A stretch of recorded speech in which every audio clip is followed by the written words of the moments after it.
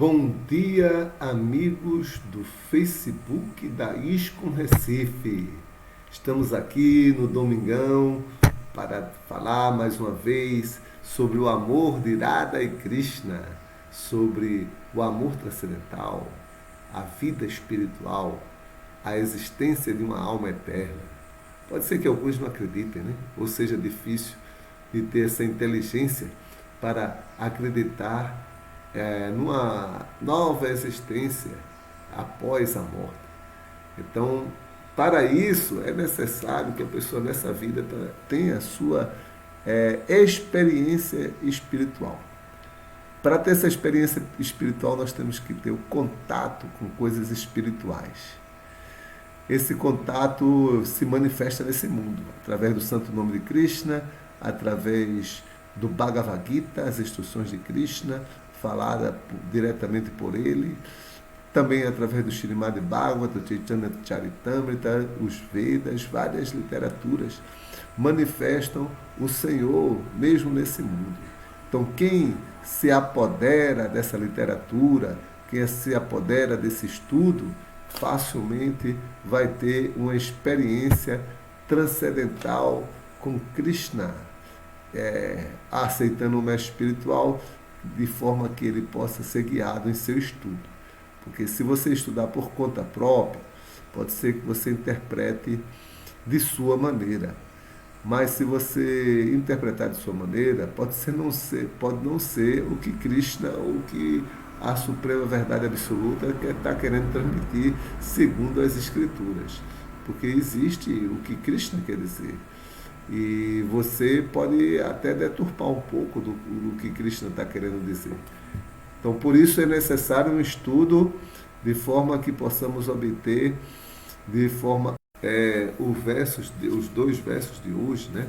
O 27 e 28, continuando aqui o diálogo de Krishna. Krishna está falando sobre a alma espiritual, a natureza da alma espiritual, que a alma espiritual é eterna, fixando-se principalmente nesse ponto, de que a alma espiritual é eterna e o mundo material é temporário, as situações materiais são temporárias.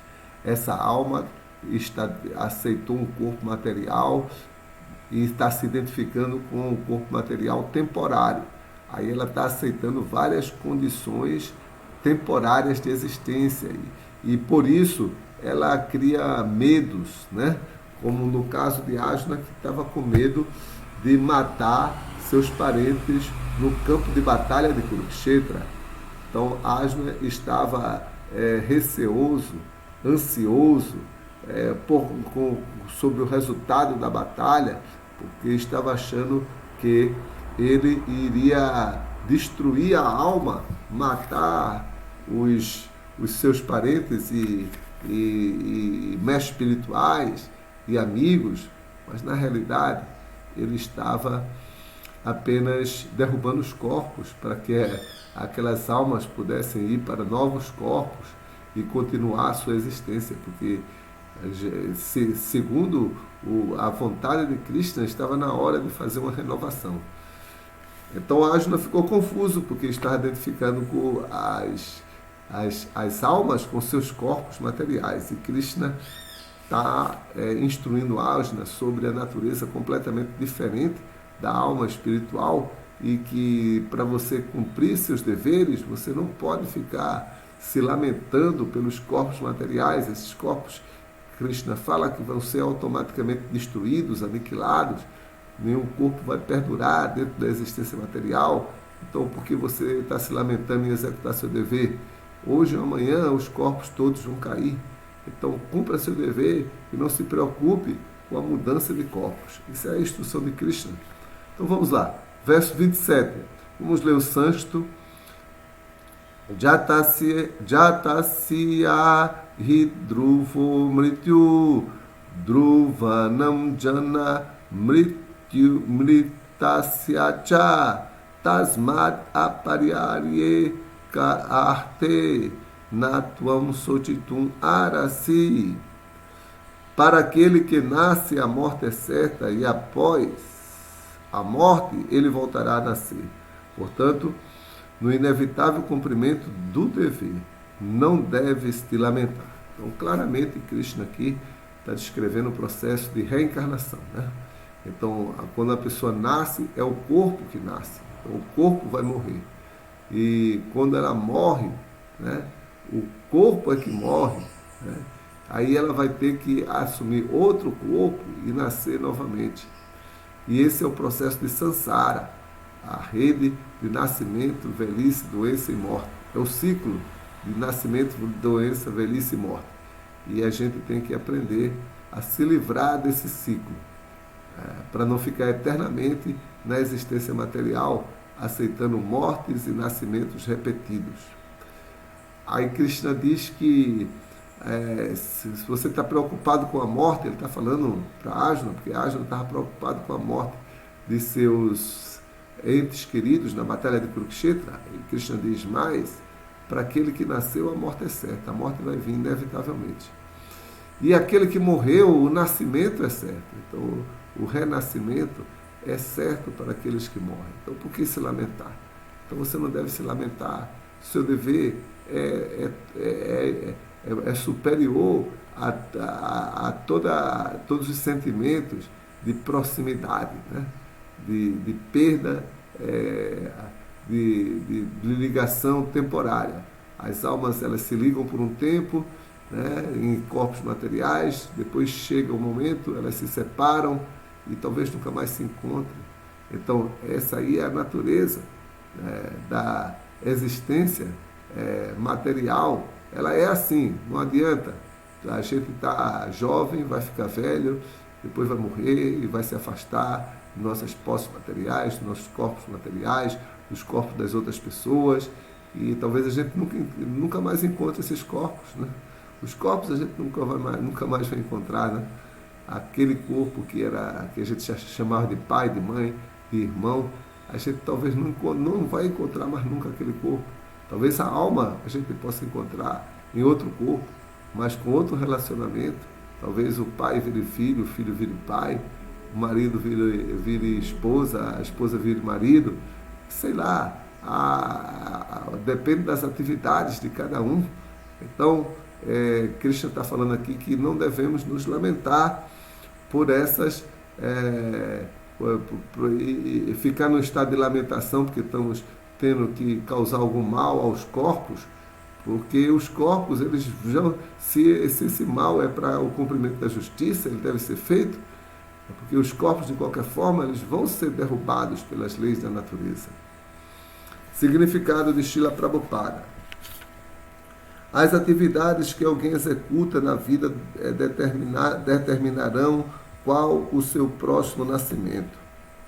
Então, aqui Prabhupada está falando que a cada passo que você dá, para você levantar um pé, você precisa deixar primeiro o outro firme.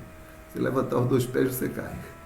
Então, você, antes de as suas atividades de hoje, você já preparou na vida passada. Assim, após terminar um período de atividades, ele morre e, em seguida, nasce para começar suas ações. Desse modo, ele passa por consecutivos ciclos de nascimentos, morte, sem alcançar a liberação.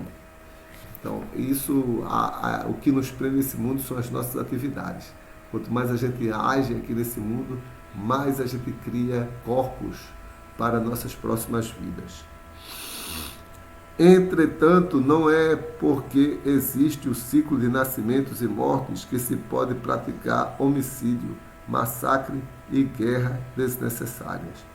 Ao mesmo tempo, no entanto, a violência e a guerra são fatores inevitáveis para manter a lei e a ordem na sociedade humana. Então, existe uma tendência muito forte na sociedade humana de invejar, de cobiçar, de luxúria.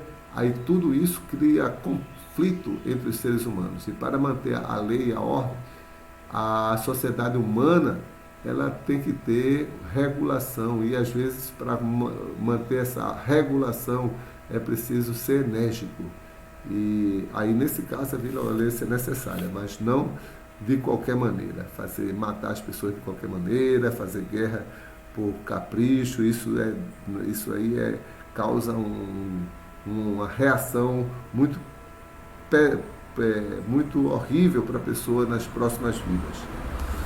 A Batalha de Kurukshetra, sendo a vontade do Supremo, era um evento inevitável e é dever do Kshatriya lutar pela da causa justa, porque ele deveria abandonar-se, amedrontar-se ou afligir-se com a morte de seus parentes, já que estava cumprindo seu dever, seu verdadeiro dever. Não lhe convinha infringir a lei, pois com isso iria se sujeitar a reações dos atos pecaminosos, dos quais tinha tanto medo, evitando o cumprimento de seu dever. Ele não seria capaz de deter a morte de seus parentes e degradar-se por escolher a maneira errada de agir. Então,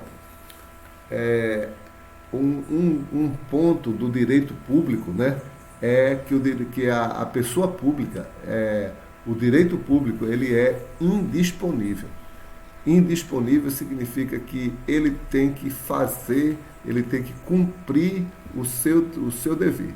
Se um oficial da justiça, ele está naquela posição, e por acaso acontece de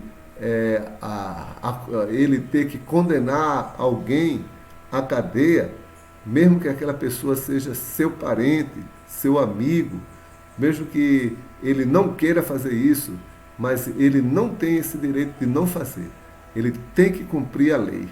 Então, assim, os reis kshatriyas, da mesma maneira, eles tinham o dever de lutar pela justiça e eles não podiam se deixar levar por nenhum sentimento, porque era indisponível, é um direito indisponível. Ele tinha que executar o seu dever, mesmo que não lhe agradasse.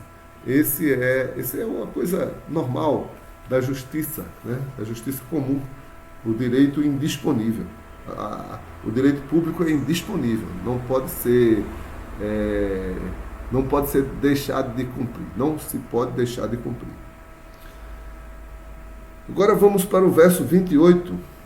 Avyaktadini bhutani vyakta madhyani bharata vyakta nidanani eva tatraka paridevanta. Todos os seres estão imanifestos no seu começo, manifestos no seu estado intermediário e novamente imanifesto quando aniquilados. Então, qual a necessidade de lamentação? Significado: aceitando que existem duas classes de filósofos, uma acredita na existência da alma e outra que não acredita na existência da alma, em nenhum caso justifica-se alguém se lamentar.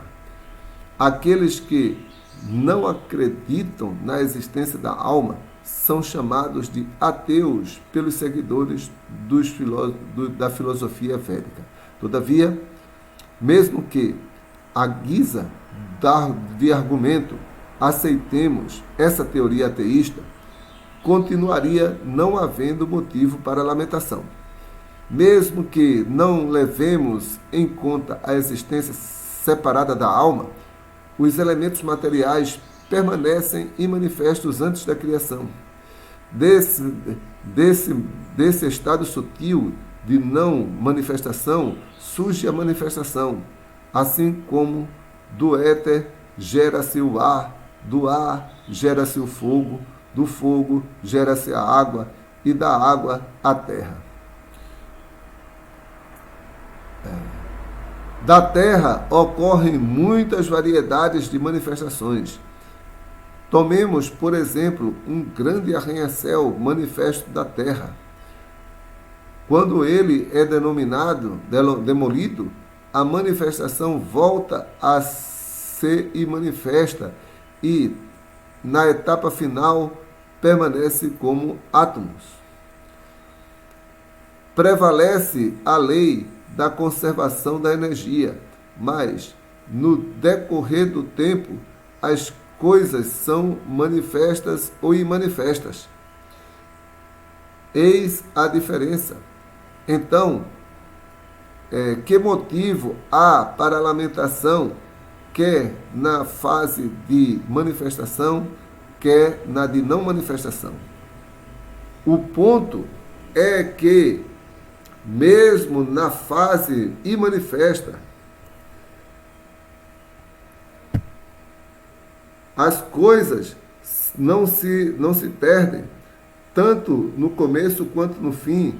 Todos os elementos permanecem imanifestos, e só no período intermediário é que eles são manifestos. E isso, a rigor, não faz nenhuma diferença do ponto de vista material. Então aqui Srila Prabhupada está argumentando se a filosofia materialista fosse verdadeira. Se ela é verdadeira, não há também motivo para se lamentar, porque um corpo material é formado de uma série de elementos materiais. Quando o corpo desaparece, os elementos materiais continuam ali. Então, qual é a lamentação?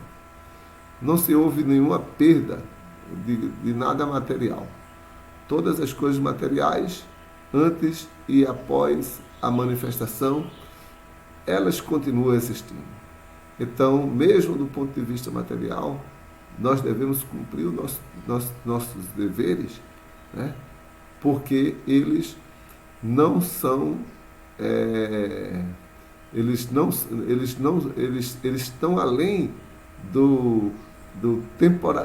da manifestação e manifestação dos elementos materiais.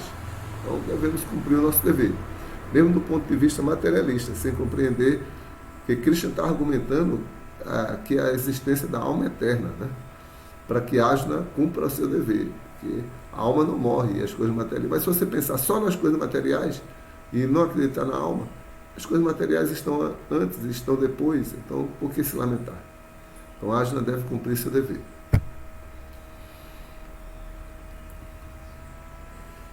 E se aceitamos a conclusão védica que consta no Bhagavad Gita, segundo a qual os corpos materiais perecem no transcorrer do tempo, antavanta e medeha, sendo que a alma é eterna, nitya syokta sharinaha. Então, devemos sempre nos lembrar de que o corpo é como uma roupa. Portanto, por que lamentar a mudança de uma roupa? O corpo material não tem uma existência verdadeiramente relacionada com a alma eterna. É algo parecido com um sonho.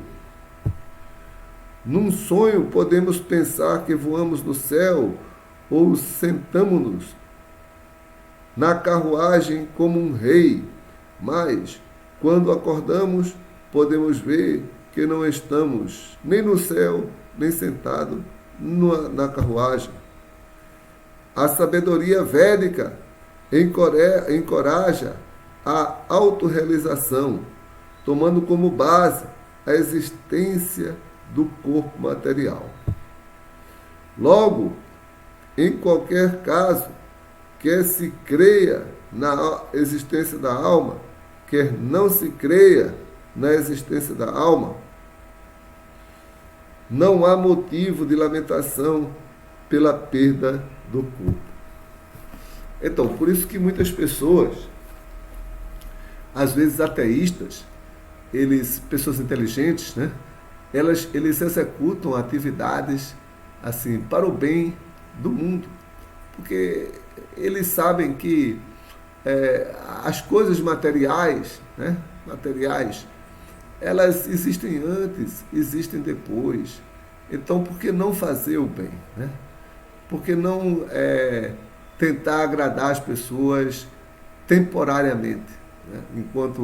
Então, muitas pessoas, né? Como, por exemplo, aqui eu vi que o professor Drauzio Varela, né? O doutor Drauzio Varela, um médico, né? Muito famoso aqui no Brasil, ele dizia que para ele é muito difícil acreditar numa vida após a morte. Mas na vida dele, ele faz muitas coisas boas para educar e orientar as pessoas, né? Porque não é necessariamente, segundo as palavras de Krishna, não é necessariamente é, compreender a alma, só quem compreende a alma é que pessoas que fazem coisas boas. Não. Krishna fala que mesmo que você não compreenda a alma, você deve fazer coisas boas. Você não deve se lamentar. Você não deve cair na ignorância, né? Mesmo que você não compreenda a alma. Porque se você compreende só os elementos materiais, você vai tentar fazer, não vai se perturbar e vai fazer suas atividades, seus deveres, aquilo que deve ser feito, né? Sem se lamentar, porque os elementos materiais, eles vão existir antes e depois, não vão ser perdidos, né? Jai Hare Krishna, então vamos parar por aqui, encerrar essa live, vamos dar uma olhadinha aqui no Facebook, da ISCOM Recife. Então, dando uma olhadinha aqui, dia de domingo parece ser difícil do pessoal assistir um dia de domingo, né? Domingo eu acho que o pessoal tira um tempinho para dar uma sonequinha. O Janityananda entrou aqui, bom dia Prabhu, bom dia Janityananda, Hare Krishna, muito bom. Então vamos encerrar essa live agora, cantando o Mahamantra Hare Krishna, Krishna Krishna, Hare Hare, Hare Rama, Rama Rama, Hare Hare. A live de hoje passou dos limites, foi 22 minutos, né? Mas tudo bem, falamos de muita coisa importante aí, sobre esse não se lamentar. Hare Krishna! Então vamos tomar essas instruções de Krishna para a gente não cair na plataforma da lamentação, né? Lamentação, depressão, né? Ansiedade, nos livrar de tudo isso, sabendo que a alma é eterna, né? E que todas as situações são temporárias. Vamos botar isso aí na nossa cabeça. Jai, Hare Krishna, bom dia a todos. Haribol, Hare Krishna.